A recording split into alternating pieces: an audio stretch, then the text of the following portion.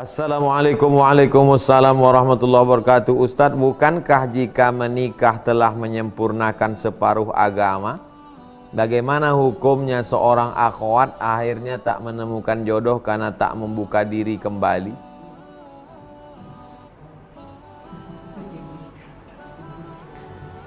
Man tazawwaja faqad istakmala nisfal iman. Siapa yang menikah, dia sudah menyempurnakan setengah iman. Siapa yang sudah menikah, maka dia sudah menyempurnakan setengah iman, 50%. 50%-nya apa lagi? Falyattaqillaha fil nisfil baqi. Takutlah kepada Allah untuk sisanya yang 50% lah lagi. Terus apa pertanyaannya? Bukankah jika menikah telah menyempurnakan separuh Islam? Udah jelas tadi hadisnya. Bagaimana hukumnya jika seorang akhwat akhirnya tak menemukan jodoh karena tak membuka diri kembali? Kenapa dia tak membuka diri kembali? Membuka hati, sampaikan ke Ustadz. Ustadz, kalau ada stok-stok Ustadz yang soleh-soleh,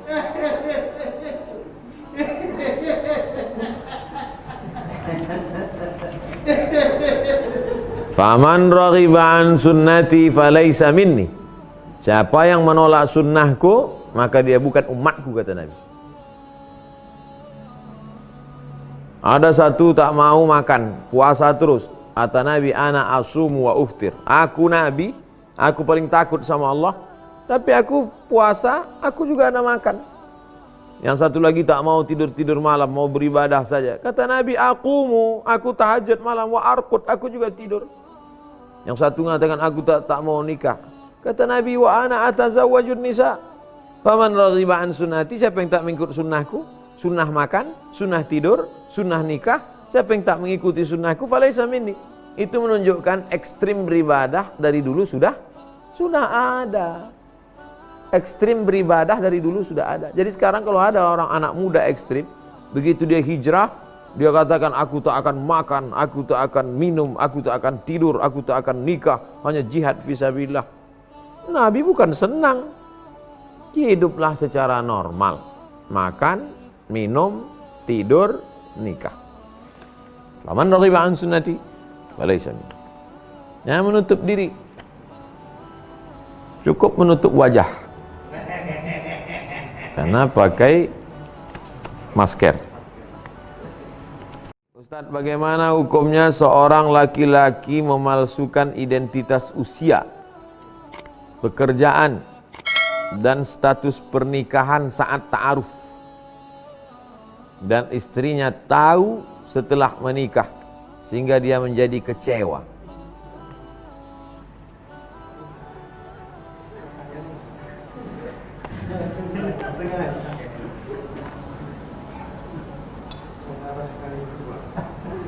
Inna khalaqnakum min dzakarin wa unsa wa ja'alnakum syu'uban wa qabaila lita'arafu.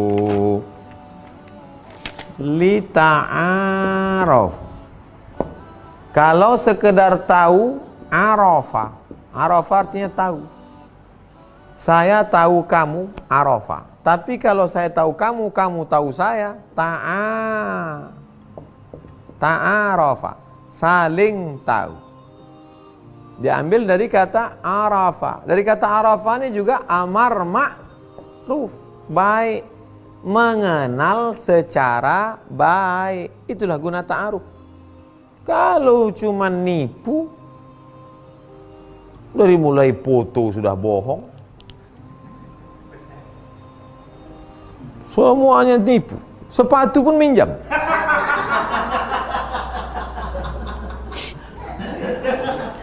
Abang dulu perasaan waktu kita ta'aruf pakai sepatu, kok sekarang pakai sendal? Minjam punya kawan. Terserah kau lah. Kalau mau terima, tidak tak apa-apa. Tak bisa begitu. Berawal dari kejujuran, bukan kebohongan. Jadi kalau sudah menipu dari awal, tipu identitas, tipu umur, Dari jauh sayup-sayup macam 17. Sebulan nikah nampak pangkal rambut putih.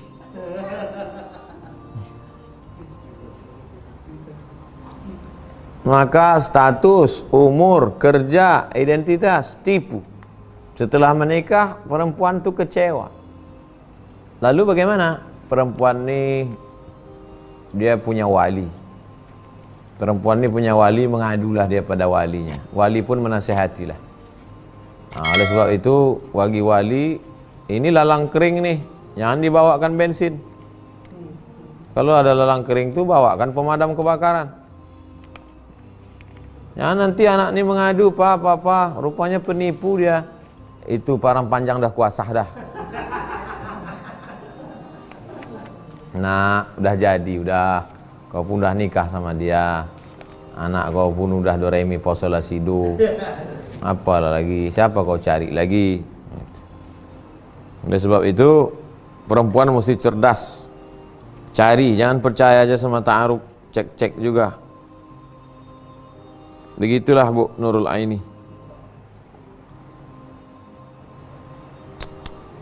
Satu kali dusta akan ditutup oleh 1000 dusta. Maka jangan awali dari dusta.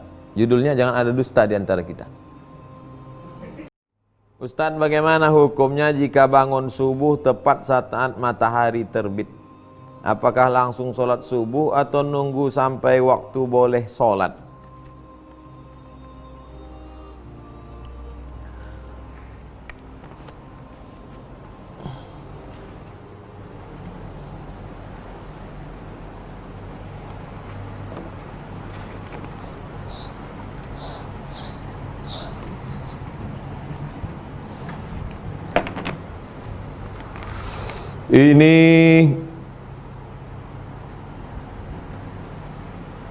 Ini laut yang bergelombang.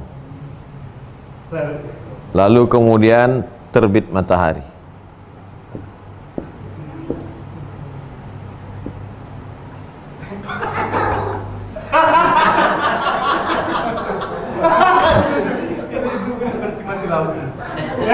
Terbit matahari.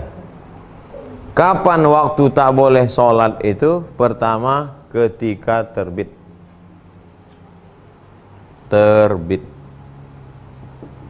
Namanya syuruk. Kedua, ketika tenggelam.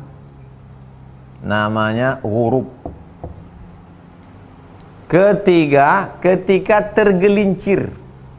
Tergelincir dari atas. Tergelincir itu terpeleset, Pak Ustaz. Mana pula matahari terpeleset? Tergelincir dia. Bayang-bayang kita kalau masih tergelincir bayang-bayang tuh, udah nampak ke kiri atau ke kanan. Namanya zawal. Tergelincir matahari. Sajak pula. Sada, dua, tolu. Siji, loro, telu. Inilah waktu yang terlarang. Yang dimaksud terlarang di situ, misalnya ada orang mati. Janganlah mati Pak Ustaz. Meninggal. Ada orang meninggal jam 4. Lalu kemudian karena meninggal jam 4 kan tak mungkin besok dikebumikan. Hari itu juga dimandikan segala macam, mau dikuburkan. Boleh tak sholat jenazah petang tuh? Boleh. Begitu juga kalau kita masuk ke dalam masjid jam 5 sore, masuk ke Masjid Agung An-Nur jam 5. Kita tahiyatul masjid atau langsung duduk? Tahiyatul masjid. Tapi katanya waktu sore tak boleh. Yang tak boleh itu sholat tak ada sebab. Kalau sebabnya ada boleh. Kenapa kau tahiyatul masjid? Ini kan waktu terlarang. Karena sebabnya masuk masjid. Kenapa kau sholat setelah asar? Ini kan waktu terlarang. Karena sebabnya ada orang mati. Yang tak boleh itu sholat tanpa sebab, sholat sunat mutlak. Tak boleh. Karena ini waktu terlarang. Waktu ini dulu dipakai orang musyrik jahiliyah menyembah Lata, Uzza, Manat, Hubal, Jibti, Taghut. Bangun. Saya sebetulnya tak mau membahas sholat subuh jam ini. Saya nanti takutnya ini dijadikan orang dalil boleh sholat subuh terlambat. Andai terlambat. Andai kan tak mungkin tiap hari kan. Andai terlambat, maka dia sholat qobliyah dulu. Qobliyah dulu. Ayat pertamanya kuliah, ayat keduanya kulhu. Habis qabliyah iqamat, habis iqamat baru sholat subuh. Ayatnya Pak Ustadz, terserahlah, masa ku ajarkan juga lagi. Dalilnya Pak Ustadz, Nabi pernah sama sahabat musafir. Terbangunnya sahabat ketika matahari sudah di atas. Terkejut. Saking kan letihnya, naik kuda, jihad, tertidur di gurun pasir. Terbangun matahari sudah terbit. Bangun, wudu, mereka qobliyah dulu. Habis qobliyah, iqamat, baru sholat subuh. Kalau saya sambung duha Pak Ustadz, mak.